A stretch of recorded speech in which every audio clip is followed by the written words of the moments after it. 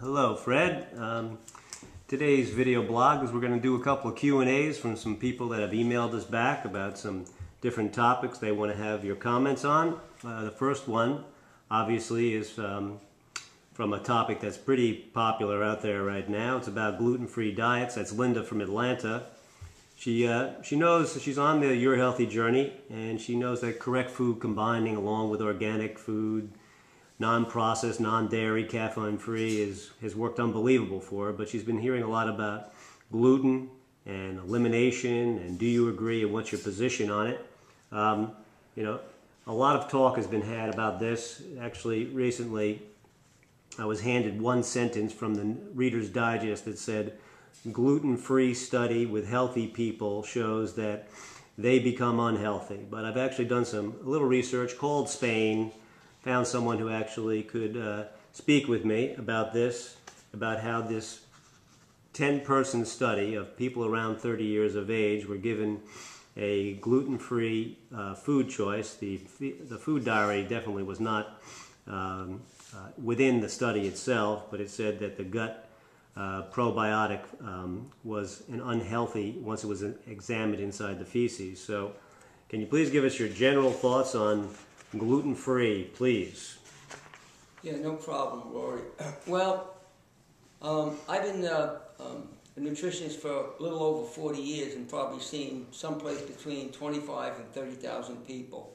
And I have to disagree with that completely. I think that study was very poorly done, only 10 people.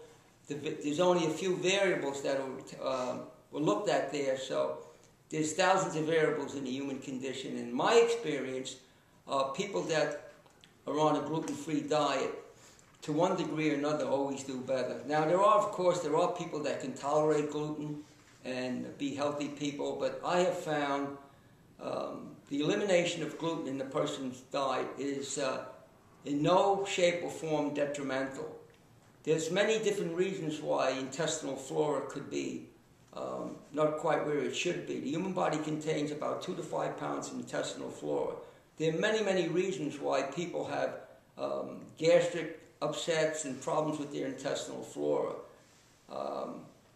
There's more than 20 different reasons I can think of right offhand here, but people that are not eating gluten, to say that they're going to be not as healthy as people eating gluten, I think that is not only ridiculous, it's just not scientific at all. More and more people have improvements in their health. Even if they don't have celiac or sprue disease, they have improvements in their health. The amount of the incidence of infections that they have when they eat less gluten. So I disagree with that study completely. I don't think it's a good study.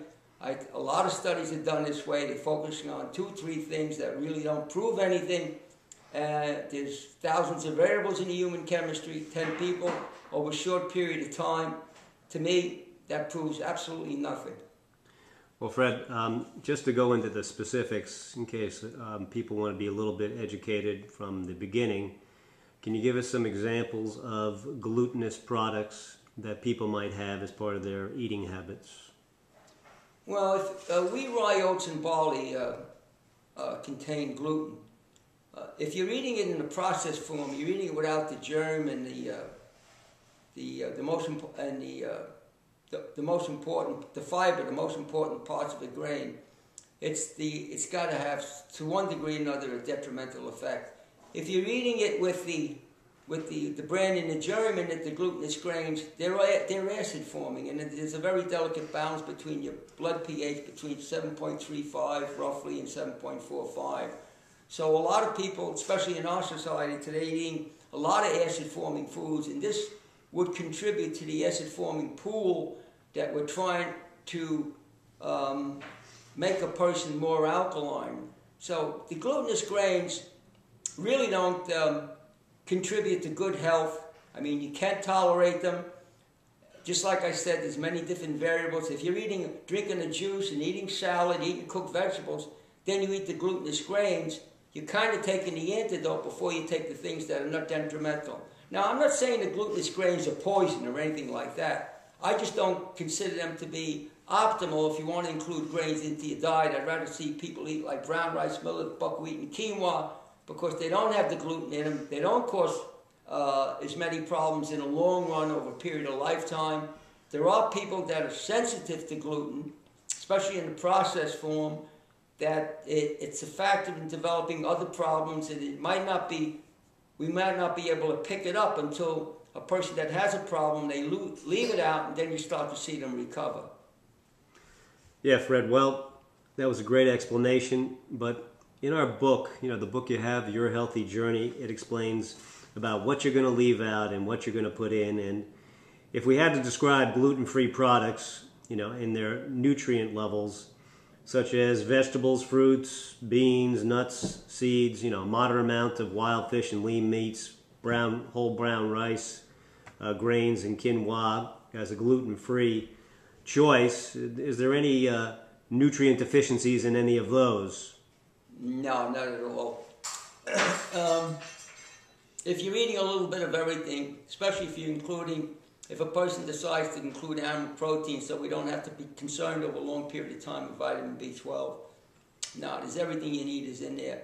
But usually when people are referring to gluten-free diets, they're usually referring to the polysaccharides, the starches. Of course, fruits and vegetables, a plant-based diet is a very, very important part of any kind of a diet, no matter what you're including. So if you're eating a diet of fruits, vegetables, nuts, seeds, avocados, if you want to eat some potatoes, sweet potatoes, the tubers, and a moderate amount of gluten-free grains, and if a person decides to eat some animal protein, they shouldn't overdo it, though. More people are being told today that the more protein you eat, really, the better it is, and that's just not hasn't been my experience. I don't recommend that. But the basis of a healthy diet are the water plum fruits, the fruits and the vegetables. They're very, very, very important. So if you're eating fruit and plenty of vegetables, you certainly will be able to tolerate the glutinous grains much better. But I don't like to settle for mediocrity with people that come to see me. I try to get them into our intermediate lifestyle change.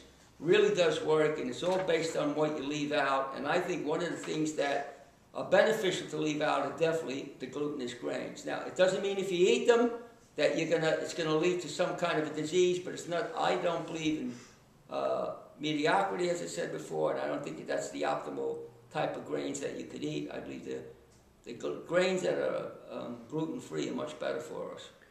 And Fred, finally, is gluten an essential nutrient in the body, and gluten-free products, the differentiation between vegetables and fruits and beans and actually processed gluten-free products, can you kind of put a level of difference between is gluten an essential nutrient and the difference between gluten-free processed products and just the fiber within fruits, vegetables, nuts, seeds, and beans, please? Well, I mean, gluten isn't definitely not an essential nutrient. I mean, it's not the case. And as I said, I always say is that I don't believe in eating processed food. So if you're eating a food where they're removing the gluten and they're processing that food to remove the gluten, I don't recommend people eat that because we have too many other options. We can go to other foods where the food does not have to be that processed. Whenever you take a food and you break it down and remove something, that's part of the processing. The part of the problem is how do they process to do this? Why go through that process when you can eat other foods fresh, that have everything you need?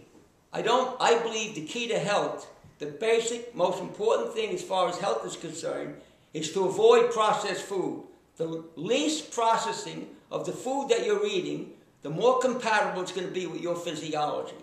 And where I begin with this journey when I have people come to see me, and I meet people where they're at. I'm not dogmatic. I want people to understand that there are variables.